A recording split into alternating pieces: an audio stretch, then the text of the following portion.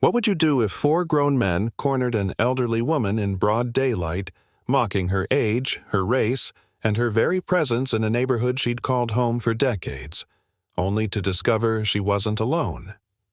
What happens when evil underestimates quiet strength and forgets that some guardians don't bark until it's already too late? Before we dive in, drop a comment below. What time is it where you're watching this, and which country are you in? Whether you're watching this at 3 a.m., in Detroit, or during lunch in London, stick with us. This story will change the way you see power, protection, and who really has the upper hand. The late afternoon sunlight slanted across the quiet streets of Fairview Heights, a suburban neighborhood where hydrangeas bloomed and white fences marked manicured boundaries. Naomi Blake adjusted her wide-brimmed straw hat and held the leash of her dog, Atlas, a powerful, coal-black Rottweiler with a steady gaze and the kind of silent alertness that only comes from loyalty forged through time. At 67, Naomi carried herself with the grace of a retired teacher and the quiet resilience of someone who had weathered too many subtle slights to count. Around her neck, a silver locket dangled, glinting in the fading sun. It wasn't flashy, but it meant everything. It belonged to her late husband, Samuel, and she wore it like armor. She walked this route every day, same time, same sidewalk, past the neighbors who offered half smiles and hesitant waves. Some days, their glances lingered too long, curiosity tinged with judgment. But Naomi never broke stride. She walked like the pavement belonged to her, because it did. "Ready, Atlas?" she said softly. The dog wagged his tail, his muscles rippling under his sleek coat, eyes scanning every driveway, every lawn, every stranger. They turned onto Maple Avenue, where the trees cast long, spindly shadows across the road. The familiar hush of suburban peace filled the air, until it didn't. Naomi felt it before she heard it, a low hum behind her, a pickup truck moving too slowly. She turned her head slightly, her eyes narrowing. The vehicle coasted a few houses back, its windows down. Laughter spilled out, sharp, ugly, deliberate. Atlas tensed. His ears twitched. Naomi tightened her grip on the leash. "Just keep walking," she whispered to herself, her voice low but steady. But the truck didn't pass. It stopped. 4 men jumped out. Young, tall, loud, and unmistakably amused by the sight of a lone older black woman walking her dog. "Afternoon, ma'am," said the tallest one, Trent Holloway. His grin was wide, but his eyes were cold. The others spread out behind him like a pack. Brad Cutler, with his smug swagger, Cody Briggs, chewing gum with exaggerated bravado, and Sean Drayton, who hung back but watched everything. "That's a fine necklace you got there," Trent continued, nodding at the locket. "Real classy. Bet it's worth something." Naomi didn't flinch. "It's a beautiful day," she replied, her voice calm. "We're just out for a walk." Atlas growled, low and deep. The men didn't move. "We're just admiring," Brad said, stepping closer. "Ain't no crime in looking." "Admire from a distance," Naomi said sharply. Atlas's growl grew louder, more guttural, as he moved in sync with her. Trent chuckled. "Feisty old lady, huh?" His tone turned mocking. "What are you scared of? Us or the dog?" Naomi stopped. Her posture straightened. "Neither," she said, "but I'd advise you to walk away." "You think anyone's gonna care?" Cody sneered. "You're just an old black woman in a white neighborhood. You think anyone gives a damn what happens to you?" Atlas barked, sharp and sudden. The sound echoed off the quiet homes. Brad flinched. Naomi didn't. Her fingers tightened on the leash. "You should listen to him," she said. "He's got better judgment than you." Trent's grin faded. "Look, we're not here to hurt nobody," he said. "Just hand over the necklace. Maybe that bracelet too. Then we'll be on our way." Naomi raised an eyebrow. "You picked the wrong woman," she said coolly. "And if you take another step, you'll regret it." Her voice was unwavering. Her eyes didn't blink. And Atlas was a statue of tension and muscle, a live wire ready to snap. "You talk a big game for someone walking alone," Trent said, moving closer. Naomi shifted just slightly. angling herself so her shoulder faced the nearest security camera perched on a neighbor's garage. She didn't know if it was on, but the gesture was intentional. Sean noticed and nudged Trent. "She's signaling something." "It's fake," Brad said. "They always got fake cameras." "Then take your chance," Naomi said. "See how that works out for you." Her voice was like ice, and that was the moment the air changed. The laughter stopped. The smiles twisted into something uglier. The sun dipped lower. The street seemed to hold its breath. Then Brad lunged. Fast and reckless, hand outstretched. Atlas moved faster. His bark was thunder. His body launched. His teeth sank into Brad's sleeve and yanked him back with terrifying force. Brad screamed, stumbling and falling hard against the curb. Atlas stood over him, growling. A living wall between predator and prey. "Call him off," Cody shouted. "Get that damn dog off him." "You were warned," Naomi said, her tone even. She didn't break eye contact. "This is on you." As chaos erupted, none of the men noticed the faint flicker of red and blue lights growing brighter behind them. But Naomi did. And so did Atlas, because this wasn't over, it was just beginning.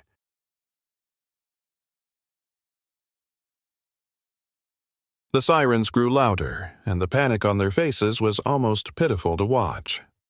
Trent Holloway's confident facade cracked as he spun around toward the flashing lights now racing down the street. "Cops!" Brad Cutler shouted from the pavement, clutching his arm where Atlas had ripped through his jacket. "We gotta go!" Sean Drayton was already backing toward the truck, his eyes wide and frantic. But Trent didn't move. He was frozen. Some cocktail of rage, fear, and disbelief swirling behind his clenched jaw. Naomi Blake didn't say a word. She stood tall, her hand resting calmly on Atlas's back, the dog's body still coiled and snarling over Brad. The patrol car skidded to a halt, doors swinging open before the vehicle had fully stopped. Officer Marcus Hale stepped out first, his hand resting on his holstered weapon, eyes scanning the scene with calculated focus. He saw Naomi. He saw Atlas. He saw Brad pinned to the ground. "Mrs. Blake," he said, approaching cautiously. "Are you all right?" Naomi nodded. "We're fine, officer. But this one—" She tilted her chin toward Brad. "He made a mistake." Hale glanced at the torn sleeve, the ripped concrete under Brad's body, and the other three suspects, frozen in place. "Don't move," he barked at them. "Hands where I can see them." Trent raised his hand slowly, still staring at Naomi with a mix of defiance and disbelief, like the story unfolding in front of him had been written by someone else. Atlas remained on high alert, teeth still bared.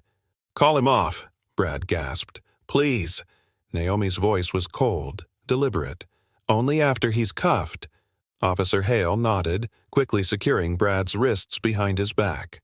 "You're lucky, son," he muttered. "Very lucky."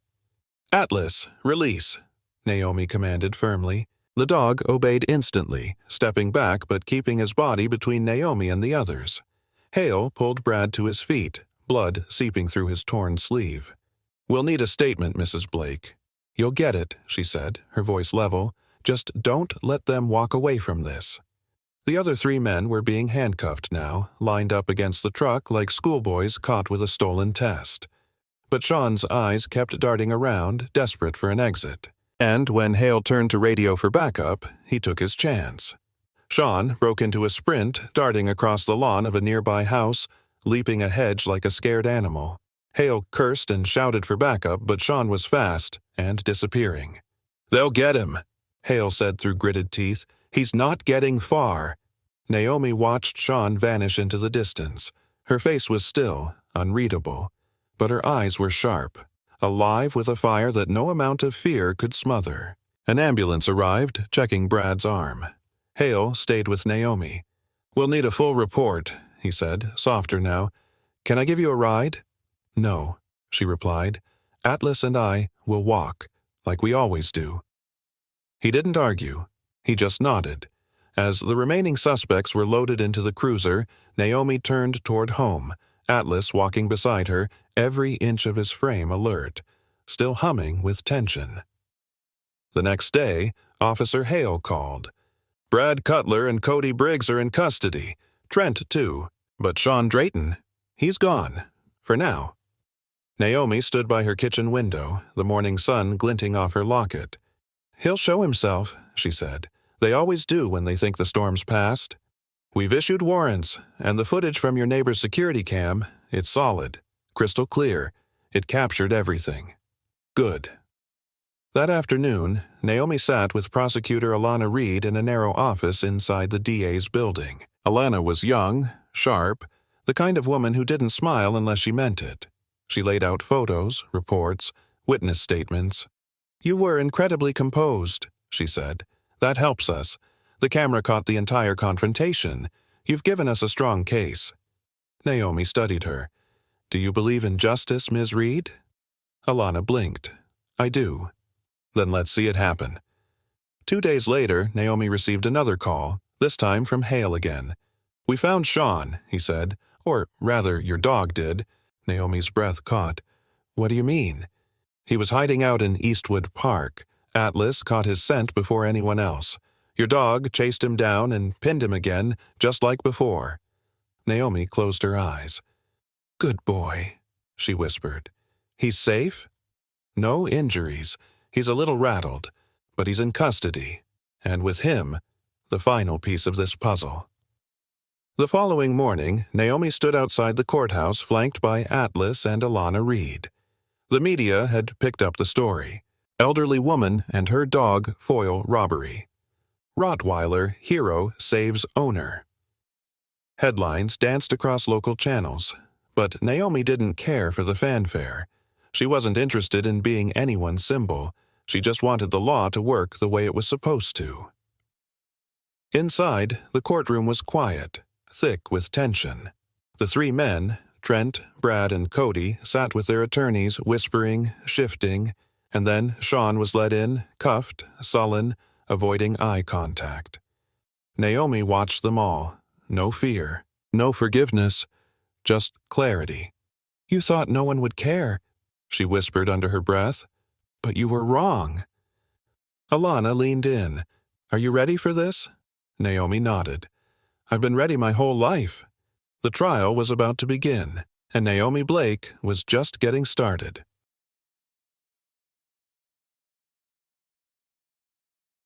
The courtroom felt colder than Naomi Blake expected, not because of the air conditioning, but because of what it represented. A place where dignity was so often negotiated, diluted, or dismissed depending on who stood at the center of the story.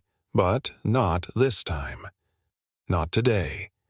As the bailiff called the room to order, Naomi sat tall and still, her posture as unwavering as the memories that had carried her to this moment. Atlas wasn't allowed inside, of course, but she felt his presence nonetheless, like a silent heartbeat beside her.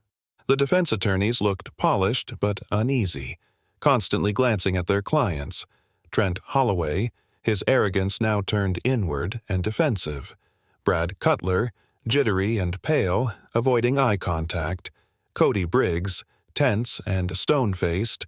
And Sean Drayton, whose entire posture screamed regret. On the prosecution's side, Alana Reed was composed as ever, flipping through a folder of neatly labeled documents, her expression calm but coiled with purpose. She rose to deliver her opening statement, addressing the jury with a voice that was both precise and piercing. This case is not simply about an attempted robbery, she began. It's about targeting someone because they assumed she was alone, because they thought her age and the color of her skin made her an easy mark. They were wrong. The evidence will show that Naomi Blake, a retired schoolteacher and respected member of this community, was harassed, threatened, and nearly assaulted in broad daylight. But what the defendants failed to understand was that Mrs. Blake was not defenseless. She was prepared, and she had a protector at her side, her dog, Atlas. Naomi listened quietly, her hands folded in her lap. When it was her turn to take the stand, she walked steadily to the front, adjusted the microphone, and met the gaze of every juror with the same calm she had shown on that street. She recounted everything, how the truck had followed her, how Trent had mocked her, how Brad had lunged for her necklace, and how Atlas had reacted with unwavering loyalty. She didn't raise her voice, didn't embellish, didn't flinch.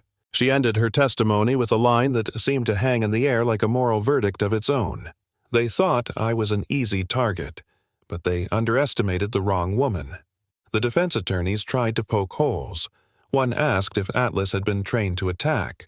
"He's trained to protect," Naomi answered, "just like any good companion would." Another questioned whether the men had truly intended to harm her. Naomi's eyes narrowed. "One of them grabbed for my throat. You tell me." The courtroom shifted in uncomfortable silence. Then came the video footage. The neighbor's security camera played the scene in black and white, the truck slowing behind her, the four men emerging, their body language predatory, casual, dismissive. Then the confrontation, the taunts, the threats, and Atlas's explosive defense. The gasps were audible. One juror covered her mouth. Another leaned forward, his jaw tightening as the moment Brad was thrown to the ground played on loop. Then came Officer Marcus Hale's testimony. He detailed the 911 call, the scene he arrived to, and how Atlas had responded to commands with discipline and focus. "That dog knew exactly what he was doing," Hale said plainly. "And Mrs. Blake? She never once lost control of the situation." But the twist came when Sean Drayton chose to testify. As part of a plea agreement, his cooperation would earn him a lighter sentence, but it would also expose every rotten corner of what had happened. Dressed in a county-issued beige shirt, Sean took the stand with hunched shoulders and a voice barely louder than a whisper. "It was Trent's idea," he said. "He said old people were easy, that no one would care what happened to some old black lady." Naomi didn't blink. She just stared straight ahead, letting the words pass through her like wind across stone. Sean continued, detailing how Trent had planned it all, how they'd scouted the neighborhood before, and how he, Sean, was supposed to drive the truck and stay out of the mess. "But when it all went wrong," he said, "they ran. They left me." His voice cracked. "She didn't run. She stood her ground." Cross-examination was brief. The defense couldn't do much with a man who had already confessed. As court recessed for the day, Naomi stepped outside and was greeted by a small group of supporters. A few were neighbors. One was a teacher she hadn't seen in 20 years. "You're brave," they said. "You're a symbol." But Naomi didn't feel like a symbol. She felt like a woman doing what she had to do. That night, she sat on her porch with Atlas curled at her feet, watching the sky darken above the street that had once felt so small, so limiting, and now felt like a stage where her voice had finally been heard. She didn't know what the verdict would be, but she knew the truth had been spoken. And sometimes that was where justice began, not with the sentence, but with the story being told, out loud, in full, without apology.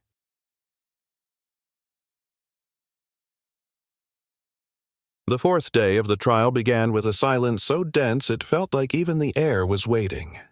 Naomi Blake sat at her usual spot, calm and centered, but her fingers tapped softly against the armrest, betraying the storm within. She knew the trial was nearing its end. The facts had been laid bare.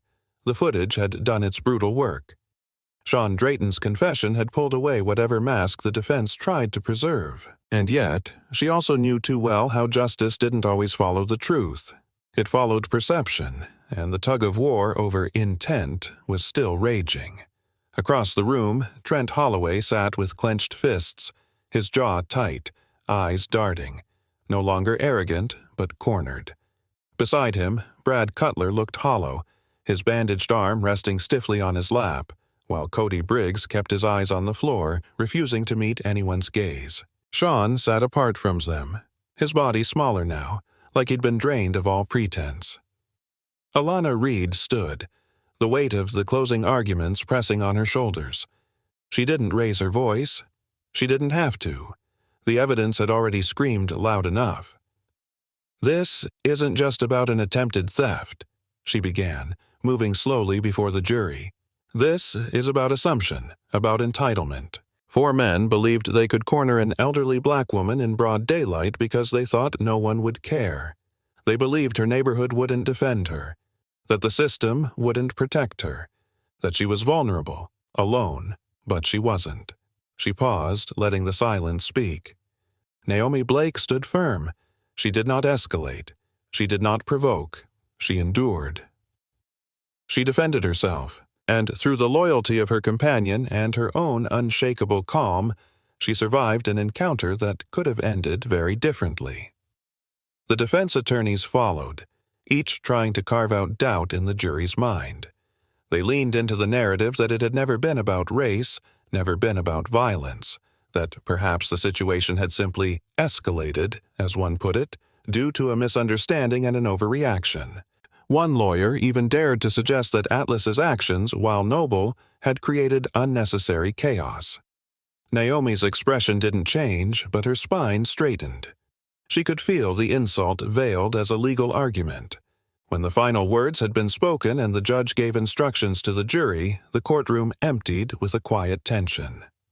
Outside, the autumn wind tugged at Naomi's coat as she stood on the courthouse steps, watching the leaves scatter across the pavement. Reporters called her name. Cameras flashed, but she said nothing. She had already said all that mattered. That night, Naomi sat by the fireplace, Atlas stretched across the rug at her feet, his breath steady and grounding. She didn't sleep much. Her mind kept circling the words spoken in court, the glances exchanged, the moral weight of what had been said and what hadn't. The next morning came with a phone call. "They're back," Alana said. "The jury has reached a verdict." Naomi dressed slowly, not because she was afraid, but because some moments require reverence. She wore Samuel's silver locket, polished now, and a dark blue blazer she had saved for only the most important days. When she arrived, the courtroom was full. Neighbors, reporters, strangers who had followed the story online. The jury filed in, faces solemn, eyes unreadable. Judge Miranda Hall called the court to order. Naomi felt her heartbeat, heavy and slow. "Madam Foreperson," the judge said, "has the jury reached a unanimous verdict?" A woman in the front row stood. Her voice was steady, deliberate. "We have, Your Honor." The courtroom held its breath. In the matter of the State versus Trent Holloway, Brad Cutler, Cody Briggs, and Sean Drayton, we find the defendants guilty on all counts: attempted robbery, assault, and intimidation with aggravating circumstances. The words struck like a bell, clean, final, irreversible. Naomi did not smile. She did not cry. She simply exhaled, long and silent, her eyes fixed ahead as if watching the storm finally break. The defendants reacted differently. Trent slumped back, eyes closing for a moment as if refusing to absorb it. Brad looked straight ahead, frozen. Cody sank forward, head in his hands. Sean bowed his head in resignation. The judge moved directly to sentencing. "Trent Holloway," she said, "you orchestrated this. You showed no remorse. For your actions, you are sentenced to 12 years in state prison, no parole for the first 8. A gasp echoed somewhere in the gallery. "Brad Cutler and Cody Briggs," the judge continued, "you participated willingly in this attack. You are each sentenced to 10 years in prison with no parole eligibility for 6. Then she turned to Sean. "Mr. Drayton, you cooperated. That matters, but cooperation does not erase culpability. You are sentenced to 5 years, parole eligible after 3. Naomi listened, each sentence a brick laid back into the foundation that had been cracked the moment those 4 men stepped out of that truck. When the gavel fell and the trial was officially over, Alana turned to her. "We did it," she said quietly. Naomi looked at her, her voice firm. "We told the truth, and this time the truth was enough." As the courtroom cleared, Naomi stepped out into the crisp afternoon light. The world looked the same, but it felt different. The weight she had carried, the fear, the doubt, the grief, had been lifted, piece by piece. Not erased, but carried by more shoulders now. She drove home in silence, opened the front door, and was met by the familiar click of paws against hardwood. Atlas padded toward her, ears perked, tail swaying gently. She knelt and wrapped her arms around him. "It's done," she whispered. "You did good, boy. You never let me down." At night, she lit a single candle, placed it beside Samuel's photo, and sat with Atlas at her side. Justice had arrived, not with vengeance, but with clarity. And in that stillness, Naomi Blake finally allowed herself to rest.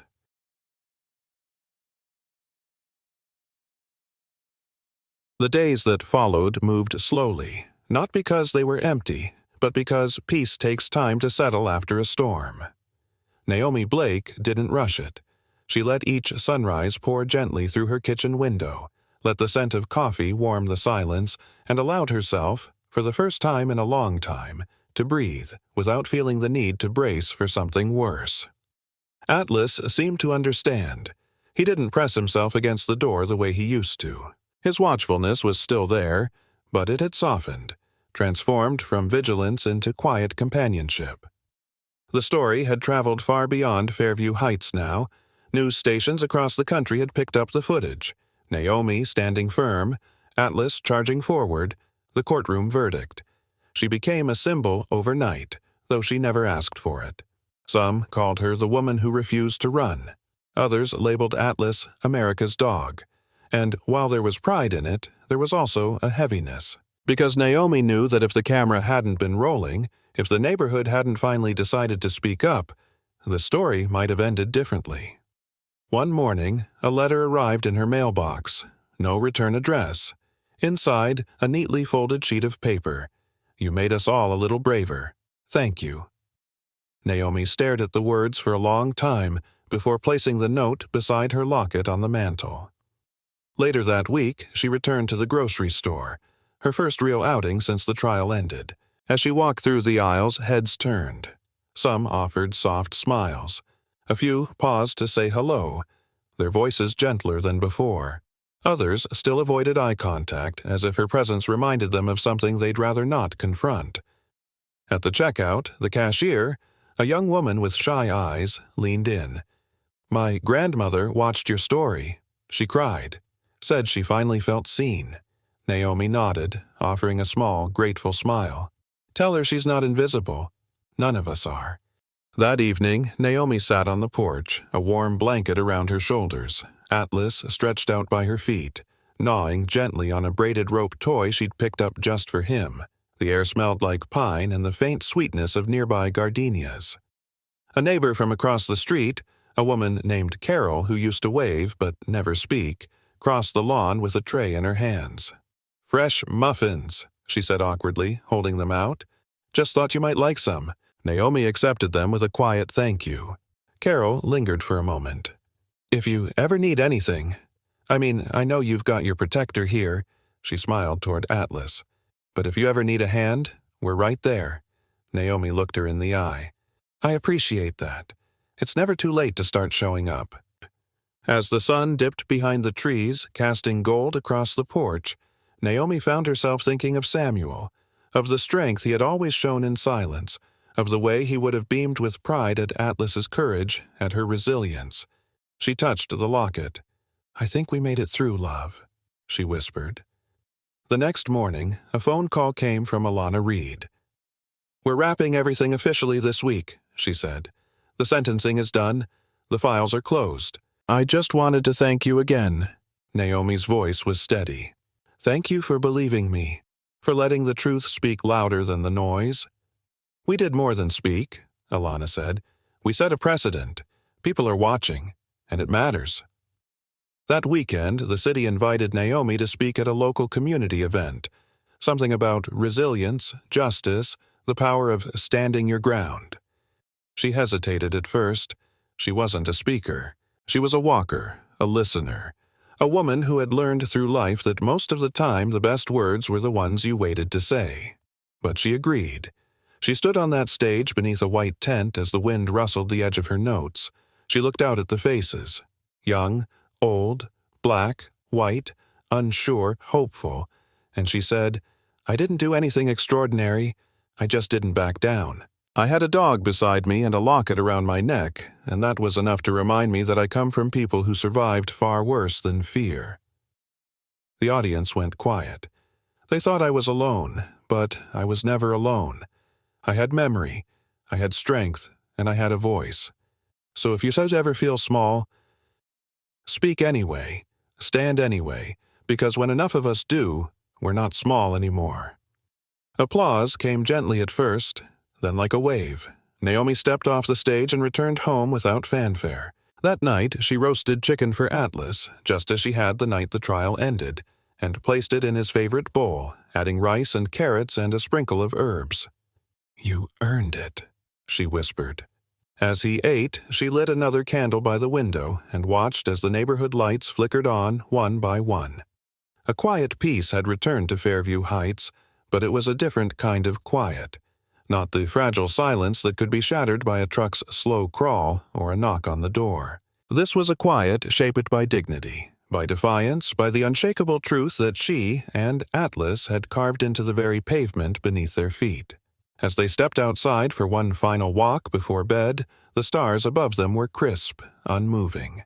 Naomi held the leash loosely now, not because she trusted the world more, but because she trusted herself.